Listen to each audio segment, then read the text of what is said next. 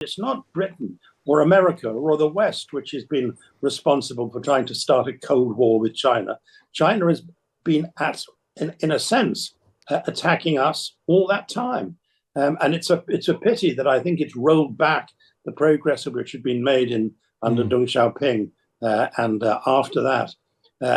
And when you look back at the delusions that we've had, when China signed the World Trade Organization deal back at the beginning of the century, Tony Blair, who was then Prime Minister, said the Chinese road to democracy was now unstoppable. Well, something's stopped it along the way. Dame Priti Patel, the shadow Home Secretary for the Conservatives, is calling for China to be labelled a threat after it was revealed that Chinese businessman Yang Tengbo allegedly spied for the Beijing regime while maintaining close links to Prince Andrew and meeting two former prime ministers. This call comes as the government looks set to reset relations with China by forging better economic ties. And it's also hired Lord Mandelson, who has long advocated for closer China ties, to be the ambassador to the US. Here's the leader of the House of Commons, Lucy Powell, speaking to Times Radio earlier on that relationship. Well, the balance is an ongoing thing, isn't it? It's a very dynamic sort of situation, and as I say, I think having a closer relationship with China is in our national interests. It's in the international interest that we all share, whether it comes to things like tackling climate change, when it comes to things like global trade that's in our national interests. It's important that we do have that dialogue, but that dialogue also has to be one that can be robust enough to raise issues where we see them, where there are challenges with human rights and other things happening in China, or where we think there are threats to our own democracy or our own interests. So joining us now is Lord Patten, Chris Patten, the last governor of Hong Kong. Welcome to the show, Chris Patten. Nice to see you, Ed. It's very good of you to join us on a Sunday morning. Obviously, what we want is your reaction to what Dame Priti Patel has said. Do you think that China should be designated formally as a threat? Well, you'll know, Ed, that I haven't, over my life, always agreed with things that Priti Patel has said. But I think she's pretty close to the mark here.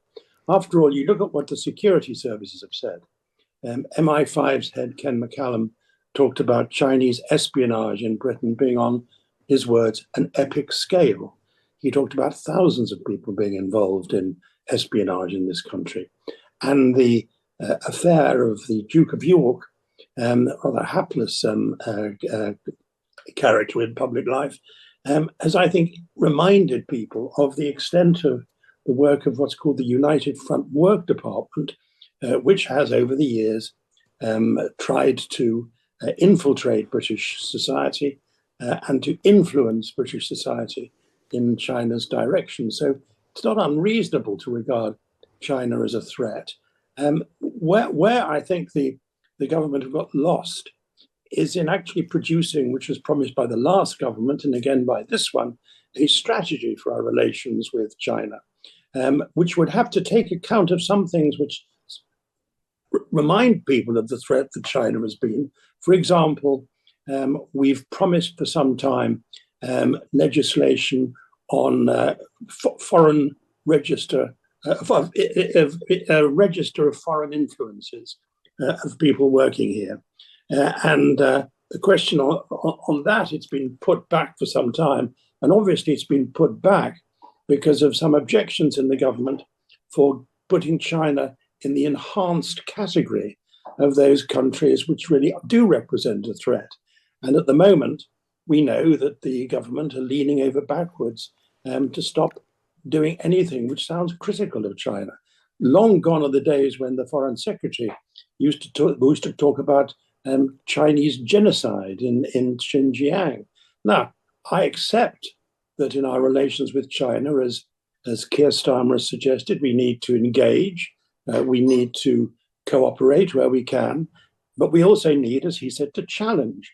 And the problem about the challenging is that it's done in a very by the way sort of way. And we never actually account after the challenge for what the Chinese government have done about it. And one very good example now is one that Keir Starmer knows very well about, a British citizen, Jimmy Lai, who's been custody for over 1,000 days for his work as a journalist and for a newspaper proprietor.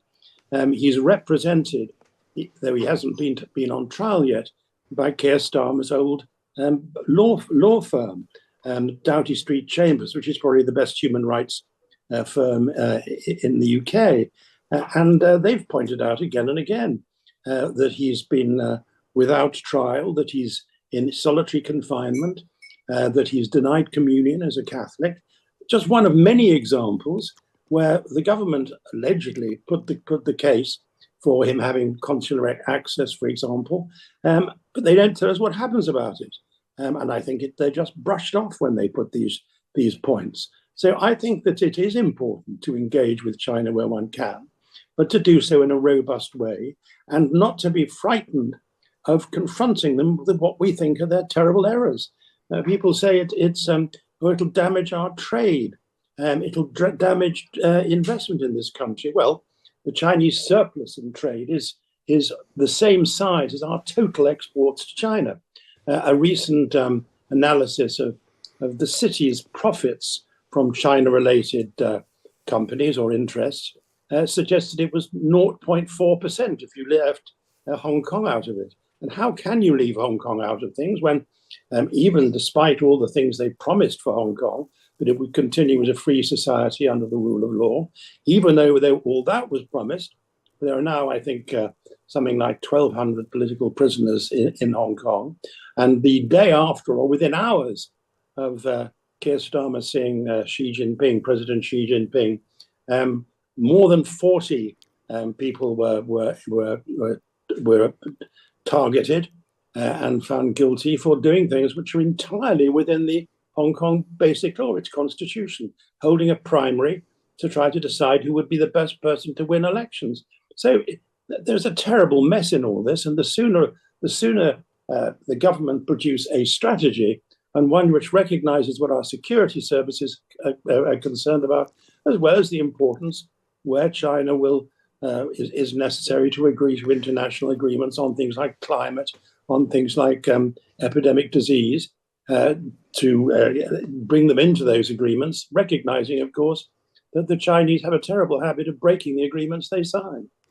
Is there an issue here? I mean, just unpacking all of everything you've said, just to, as it were, almost put the case for China, and I'm glad that your dog agrees with me that we should bring a bit of balance in here.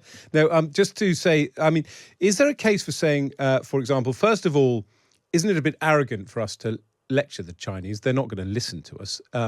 We're small fry these days. And secondly, is there an element of us perhaps not understanding the Chinese perspective, if I can put it this way? They want to understand us, and I think do they feel that perhaps we don't understand them?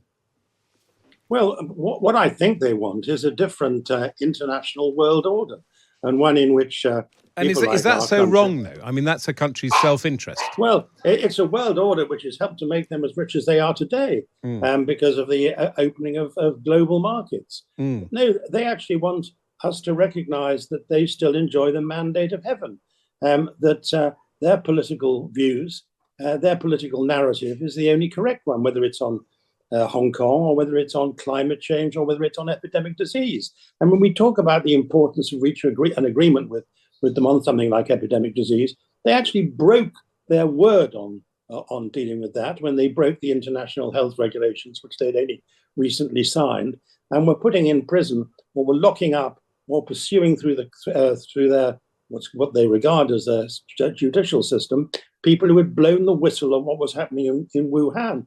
There'd have been fewer people around the world dying from coronavirus if the Chinese had done what they were supposed to do, which was to give timely advice about the outbreak of any new illness or disease, and they didn't do that. Absolutely. I mean, I think that, there is a case, though, for saying that, the US has had, global hegemony for many years, and the US is our closest allies, and that suits us down to the ground.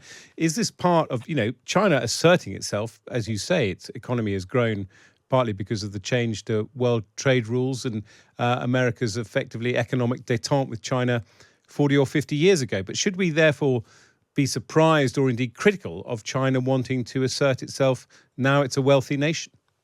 Well, we should be critical of a totalitarian state trying to do that. And as we know, totalitarian states very rarely end well.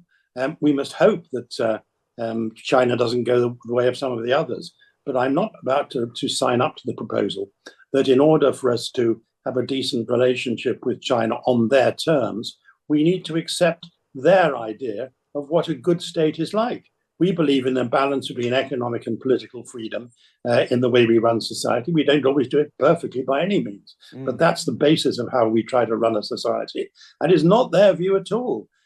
When Xi Jinping became, in effect, dictator of China, he gave instructions to the party and the government cadres, saying that they should involve themselves in intense struggle against, and then they itemized all the things which, in their view, represented an existential threat to China. Things like freedom of speech, things like freedom of the press, things like parliamentary elections, things like a tough approach on corruption and management of the economy, and not just letting things rip. So that was their view then, and it's not Britain or America or the West which has been responsible for trying to start a Cold War with China. China has been in a sense, attacking us all that time. And it's a pity that I think it's rolled back the progress of which had been made under Deng Xiaoping and after that. And when you look back at the delusions that we've had, when China signed the World Trade Organization deal back at the beginning of the century, Tony Blair, who was then Prime Minister, said the Chinese road to democracy was now unstoppable. Well, something stopped it along the way. Yes. I just hope that Lord Mandelson, I hope he's a success in Washington, because it's not in our interest that he shouldn't be. Yeah. I hope that there's more of his experience as a trade commission there than experience of him as Prince of Darkness. But I really hope that he won't regard himself as a sort of doormat for the people who always push China's case if they possibly can. We shall and wait. I hope he'll also, just one final point, yeah. I hope he'll also be transparent about the clients for his consultancy, because if they're Chinese clients, among others, it will raise eyebrows in America and at home. Thank you for that. That's Lord Patten, Chris Patten, the last governor of Hong Kong, and of course the former Chancellor of Oxford University. Thank you so much for coming on the show.